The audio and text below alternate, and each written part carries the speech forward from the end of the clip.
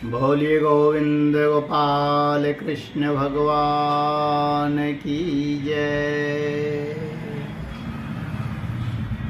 चीरहरण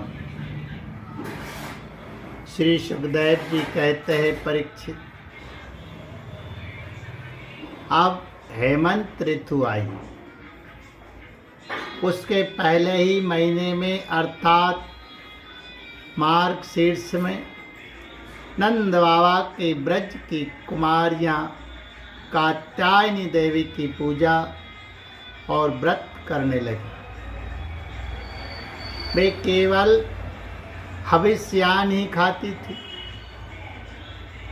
राजन, वे कुमारी कन्याएं पूर्व दिशा का क्षितिज जल ले होते होते यमुना जल में स्नान कर लेती और तट पर ही देवी की बालू का मई मूर्ति बनाकर सुगंधित चंदन, फूलों के हार, भांति भांति के नैवेद्य, धूप दीप, छोटी बड़ी भेंट की सामग्री, पल्लव, फल और चावल आदि से उनकी पूजा करती।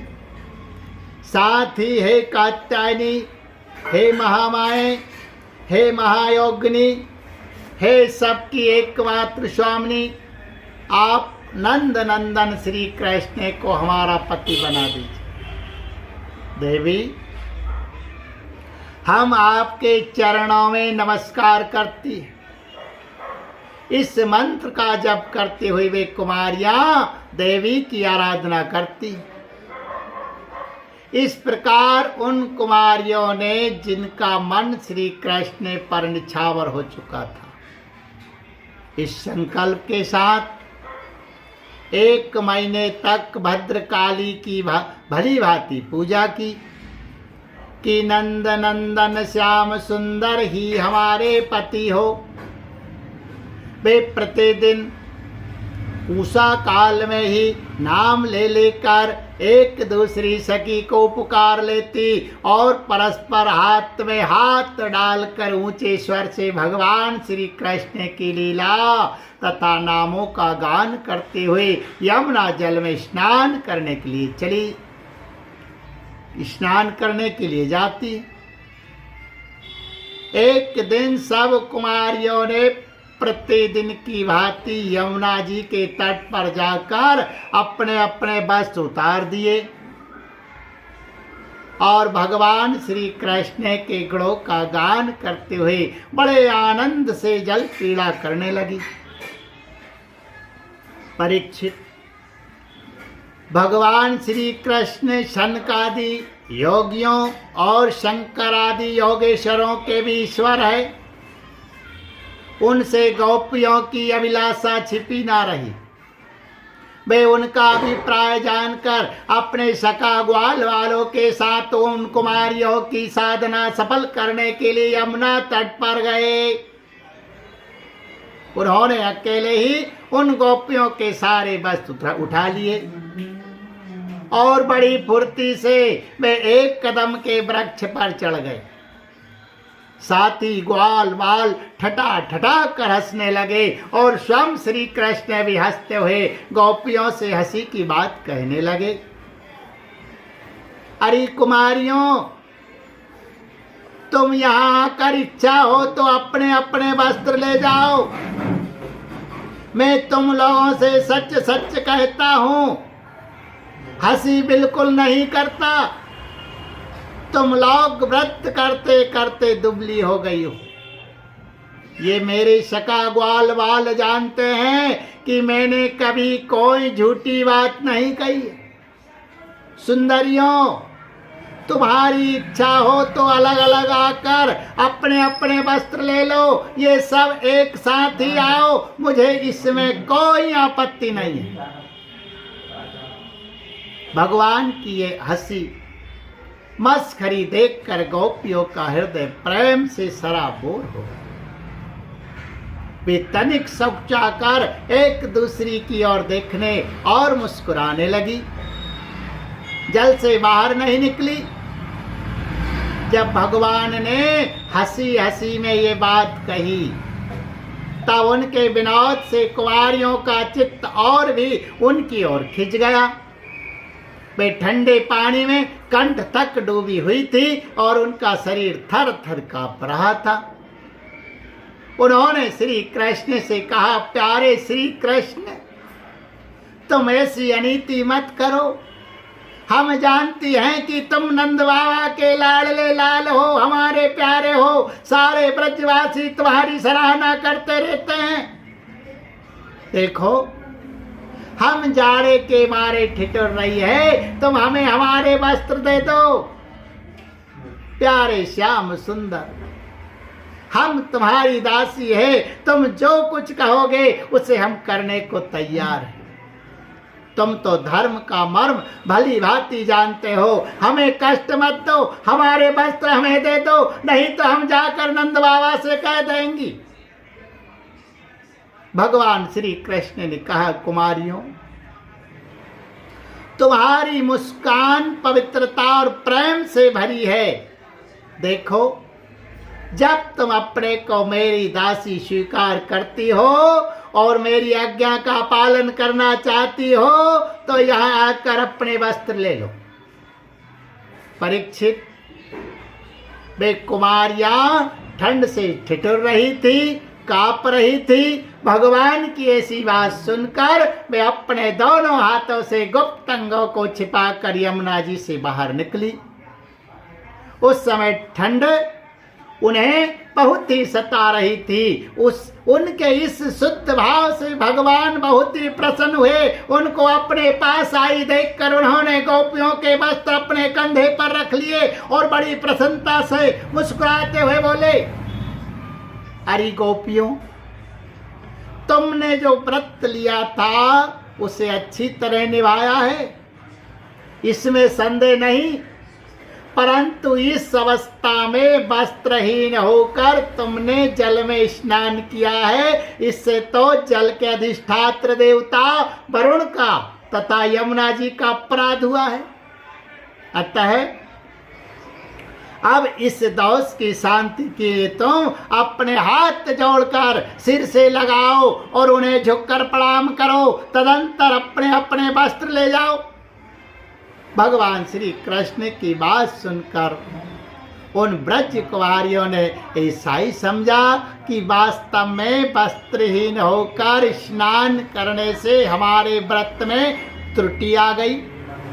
अतः उसकी निर्विघ्न पूर्ति के लिए उन्होंने समस्त कर्मों के साक्षी श्री कृष्ण को नमस्कार किया, क्योंकि उन्हें नमस्कार करने से ही सारी त्रुटियों और अपराधों का मार्जन हो जाता है।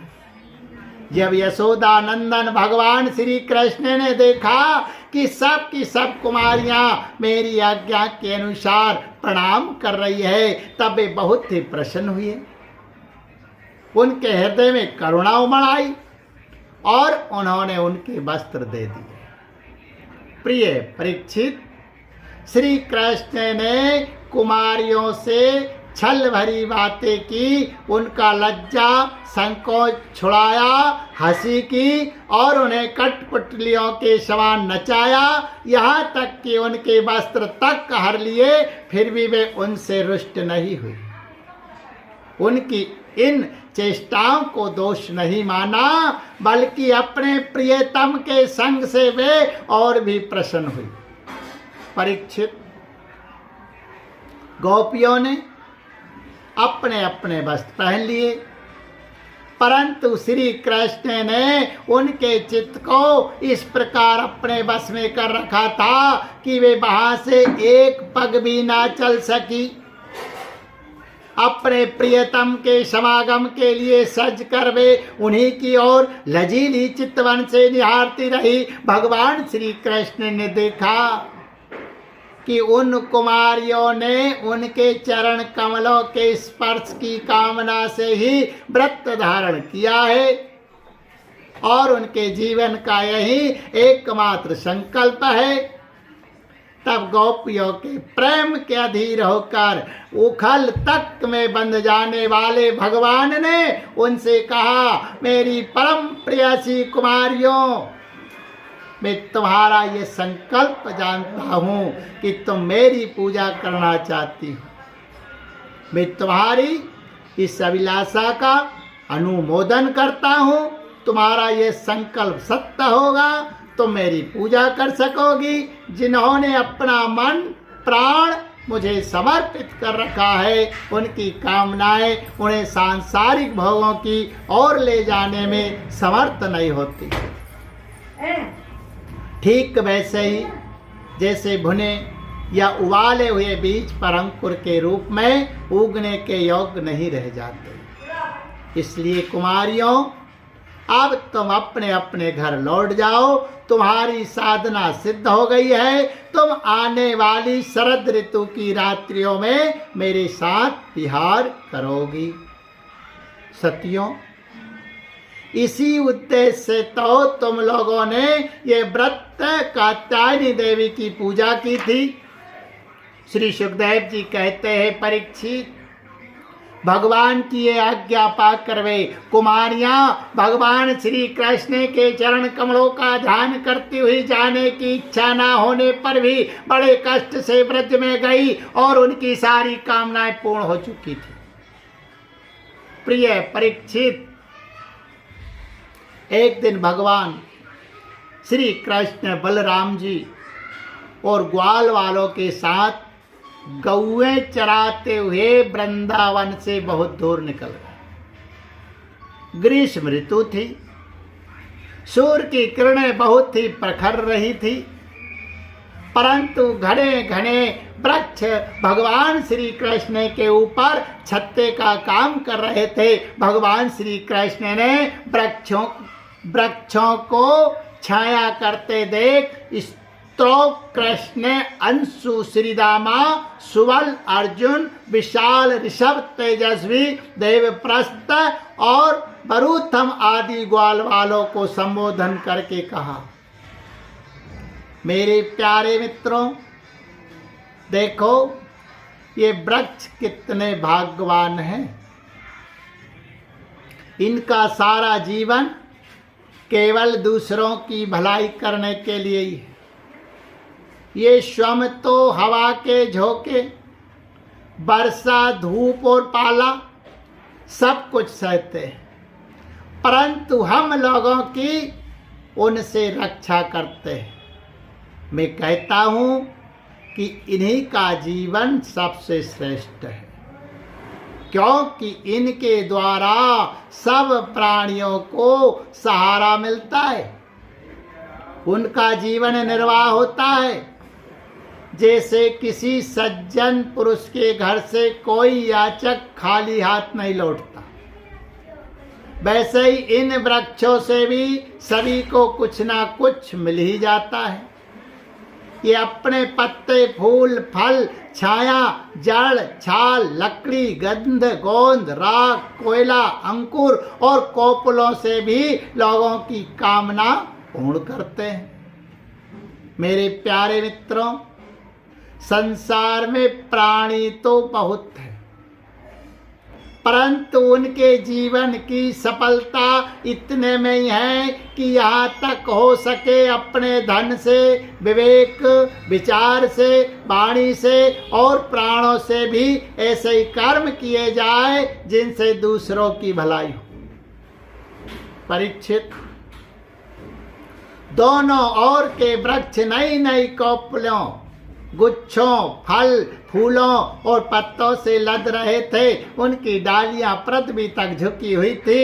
इस प्रकार भाषण करते हुए भगवान श्री कृष्ण उन्हीं के बीच से यमुना तट पर निकल आए। राजन, यमुना जी का जल बड़ा ही मधुर, शीतल और स्वच्छ था। उन लोगों ने पहले गौओं को पिलाया और इसके बाद स्वयं भी जी भरकर स्वाद जल का पान किया। परीक्षित, जिस समय वे यमुना जी के तट पर हरे भरे उपवन में बड़ी स्वतंत्रता से अपनी गौएं चरा रहे थे, उसी समय कुछ भूखे ग्वालों ने भगवान श्री कृष्ण और बलराम जी के पास आकर ये बात कही। बोलिए गोविंद गोपाल कृष्ण भगवान।